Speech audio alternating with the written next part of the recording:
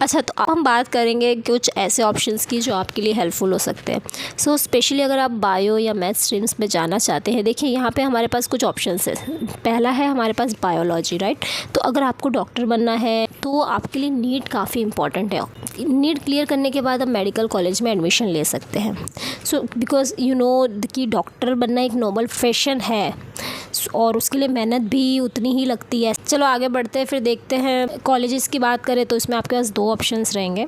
एक minimal fees वाली जिसमें आपको बहुत ही लो अमाउंट में फ़ीस पे करनी रहेगी एंड आपका मेडिकल हो जाएगा। और सेकंड है सेल्फ फाइनेंस ऑप्शन अवेलेबल है, बट इसकी फ़ीस बहुत ज़्यादा होती है। So have to think about that कि आपको करना है या नहीं। उसके बाद आपके पास आता है दूसरा ऑप्शन मैथ्स।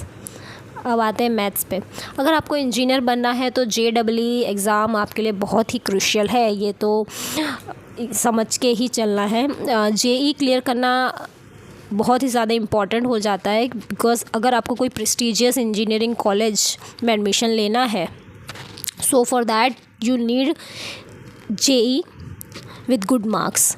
फिर आता है इंजीनियरिंग में जो है ना बहुत स्कोप है और आप अपने इंटरेस्ट के अकॉर्डिंग ब्रांचेस सिलेक्ट कर सकते हैं। सो ये था अभी हमारा ट्रेडिशनल स्ट्रीम्स था जो मैथ्स। जैसे मैं फिर से एक रिकैप दे देती हूँ।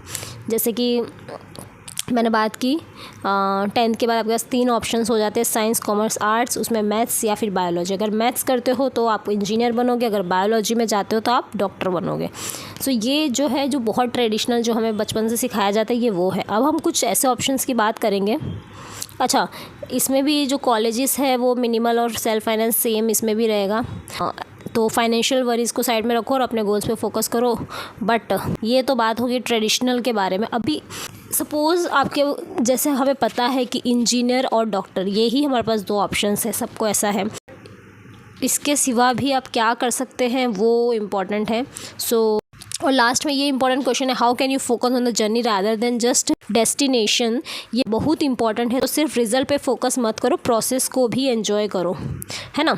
सो है भाई कि learning is a continuous process और हम हर स्टेप आपको अपने गोल के करीब ले जाता है। सो मेहनत करते रहो, अपने ड्रीम्स को फॉलो करो और याद रखो ऑप्शन बहुत है। अपने स्ट्रेंथ और इंटरेस्ट को समझो और उसी हिसाब से अपने करियर पाथ को चूज़ करो।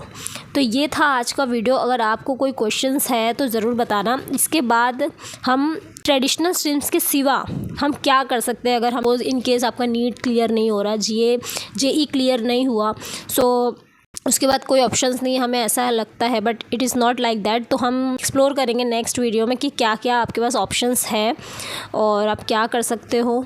So for that you have to check my next video. That's it for today. We'll meet in next video. Bye.